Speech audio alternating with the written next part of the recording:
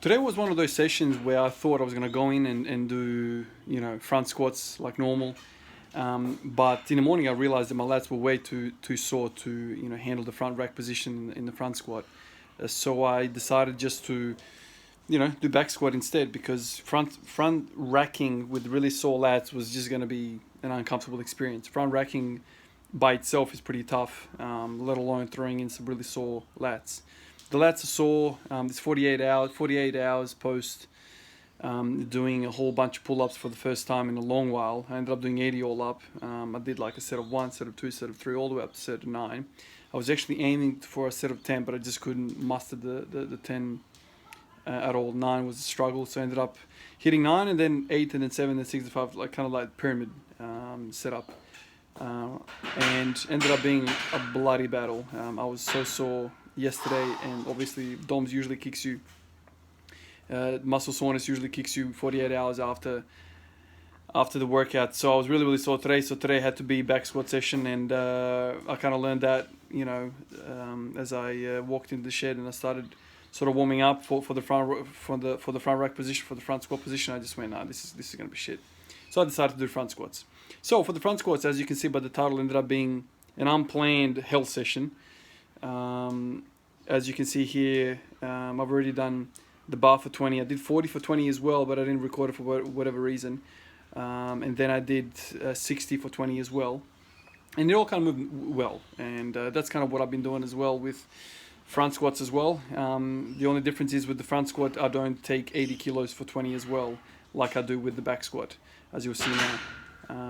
Obviously you can move more weight with the back squat, so it only makes sense to, you can handle more volume for the back squat as well. So I put 80 kilos on the bar, and this is where I guess some bad decision making was made, because this set moved quite well, and it gave me the confidence and the idea to put 100 on the bar and do that for 20 as well. I guess if you're squatting every day, you shouldn't be having squat sessions like I did today. You shouldn't be killing yourself. The trouble with high rep work is that you're kind of tippy-toeing the boundaries of overtraining, if that's even a thing. I've listened to C.T. Fletcher over the years talk about how overtraining is not a thing. It's just under-recovering. I don't know, I don't want to say this, but I don't know what people use for recovery methods, whether they use chemicals or not, but I definitely don't. And so if I smash myself in a squat workout or whatever workout, sleeping and eating food is not going to be enough. Obviously, there needs to be more there, to help me. Maybe a prolonged rest, probably the best idea. But when you're squatting every day, it's not going to happen. So anyway, I ended up pushing quite hard today. I'll touch on some things here in a second, but yeah, vomit happened. I'm actually still quite dizzy, ever since the workout, and the workout happened probably like 4 hours ago now. So anyway, I hit 80, and that moved really well. And then in this moment, I was kind of thinking, okay, let's put 100 on as well. So I ended up putting 100 on. The moment I unracked that bar, I went, shit, this is gonna be hard. If I did 100 with minimal repetitions and minimal warm-ups up to 100, that kind of maybe would have been all right. But with all this volume that I did leading up to 100, this is going to be hell session. So I did the first squat there, and I went, okay, this is feeling quite heavy. This is going to be a struggle. I think I got to around 12 rep, and I took a bit of a stumble, like I leaned over too far. You'll see it in a second. And I kind of lost my balance. At this point, I remember thinking to myself, my quads are on fire. And I remember thinking to myself, okay, I need to plan out how I'm going to knock out the following eight sets, 8 reps. High rep work, it's a mental battle as much as it is a physical battle, because you have to deal with, number one, great degree of discomfort. The pump is insane. Your lungs are burning from breathing hard. Just the whole organism is not having fun. So I'm somebody that hasn't spent that much time, with high rep work. So this is kind of foreign ground to me. But yeah, this was as shittiest as I've felt in a very, very long time. I remember feeling like this when I played basketball. We'll do shuttle runs and suicides and sandpit runs. where you were just dead.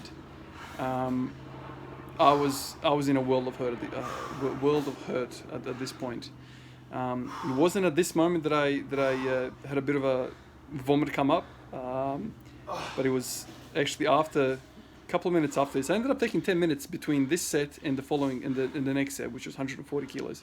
It took me 10 minutes of just walking around, huffing and puffing. I ended up walking outside, and I thought I was going to chuck. I really thought I was going to chuck. I kind of doubled over, and I started dry reaching, and I thought it was going to be something was going to come up. Something came up, but it wasn't like a projectile vomit like I've seen in my line of work. But yeah, I don't remember the last time I felt this bad working out, and I didn't have food. I think I ate 2 or 3 hours before this, but I just felt miserable, absolutely miserable. So this goes down as the hardest squat session so far in this program. It was it was a struggle. I can't lie, it was a struggle. I'm so glad I'm on the other side of it, that right now. But yeah, I ended up deciding to not stop there and continue with the session. I did 140 there for 5. Jelly legs. Just no confidence underneath the bar. So I was supposed to hit 140 for 5, which I managed to do. And then the next set was supposed to be 160 for 3.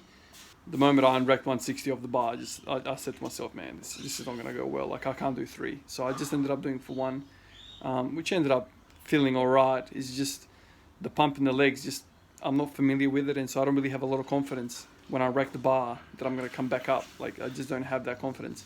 So I decided I'll do 160 for 1, and then I think I did 170, and that was my top set. I never touched 180 today.